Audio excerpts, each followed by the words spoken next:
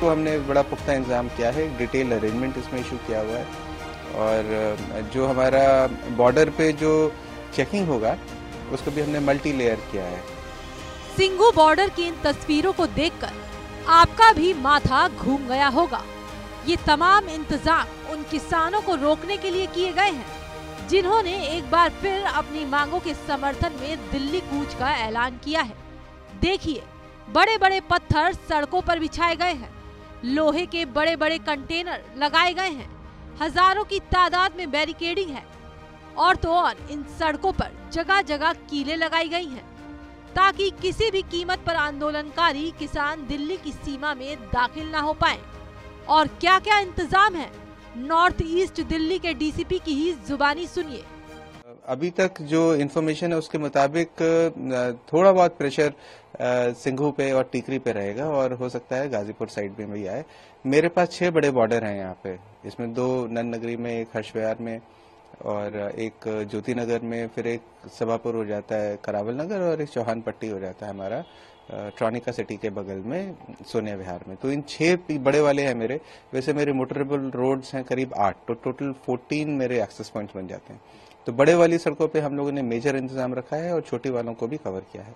इसके बाद जो मेरा सेकंड लेयर है वो जिले के बीच में है, अलग अलग जगह पे। और जो फाइनल लेयर है जो मेरा before you enter new Delhi और नॉर्थ, तो वो मेरे यमुना पे हैं। 4 बड़े वाले हैं मेरे, जो जहां से यमुना आप क्रॉस कर सकते हैं। तो उन सभी को हमने बड़ा पुख्ता इंतजाम किया है, डिटेल अरेंजमेंट इसमें इशू किया हुआ है और जो हमारा बॉर्डर पे जो चेकिंग होगा उसको भी हमने मल्टी लेयर किया है। किसान चाहे ट्रैक्टर ट्रॉली लेकर आए, चाहे 7 बड़े बड़े ट्रक और गाड़ियां लेकर आए या फिर घोड़े पर सवार होकर आए, दिल्ली पुलिस का दावा है कि किसानों को रोकने के हर पुख्ता बंदोबस्त है।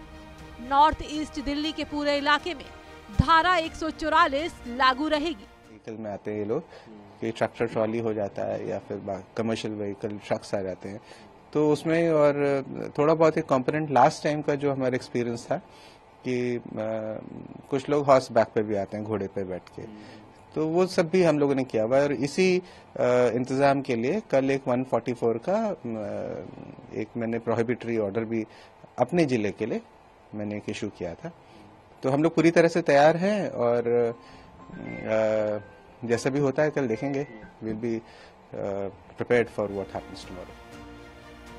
पुलिस और प्रशासन के इंतजाम तो आपने देख लिए, अब किसानों ने क्या किलेबंदी की है जरा वो भी देख लीजिए। किसानों के 2 बड़े संगठनों संयुक्त किसान मोर्चा और किसान मजदूर मोर्चा ने अपनी मांगों को लेकर 13 फरवरी को दिल्ली कूच का नारा दिया है। तैयारी बहुत पूरे देश भर से, हर सूबे से, तमिलनाडु से, केरला से, बिहार से, मध्य प्रदेश से, हरियाणा से, पंजाब से, राजस्थान से, सभी पूरे प्रदेशों से किसान कल करोड़ों कूच करेंगे। आज हम लोग यहाँ ब्यास से रवाना होकर फतेहगढ़ साहब में स्टे करेंगे। मीटिंग के बाद आगे निर्णय करेंगे। क्या मांगे रहेंगी सर आपकी? देखिए, मांगे वही है, एमएसपी खरीद की गारंटी का कानून बनाएं, डॉक्टर स्वामीनाथन कमीशन की रिपोर्ट के अनुसार फसलों के दाम दें, गन्ने को भी C200 के साथ जोड़ दें और उसी के साथ जो लखीमपुर खीरी का इंसाफ मिलना चाहिए, सब केस वापस होने चाहिए, बिजली संशोधन बिल वापस लिया जाना चाहिए और पोल्यूशन एक्ट से खेती बाहर निकले, मनरेगा 200 दिन चले, 700 रुपया उनकी दिहाड़ी हो, आदिवासियों की जो संविधान की 5वीं सूची उसको लागू किया जाना चाहिए।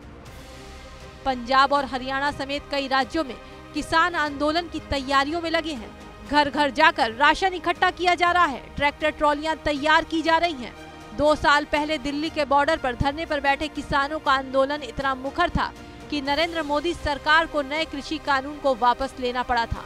किसानों को डर था कि सरकार इन कानूनों के जरिए कुछ चुनिंदा फसलों पर मिलने वाले न्यूनतम समर्थन मूल्य देने का नियम खत्म कर सकती है और खेती किसानी को कॉरपोरेट के हवाले कर सकती है। इन कृषि कानूनों के रद्द होने के बाद किसानों ने भी अपना आंदोलन वापस ले लिया था। उस दौरान सरकार ने उन्हें न्यूनतम समर्थन मूल्य की गारंटी देने का वादा किया था। इसके साथ ही उनकी कुछ और मांगों को भी पूरा करने का वादा किया गया था। किसान अब इन मांगों को मानने के लिए दबाव बनाने की तैयारी में है। 13 फरवरी का दिल्ली चलो का नारा उनकी इसी रणनीति का हिस्सा है।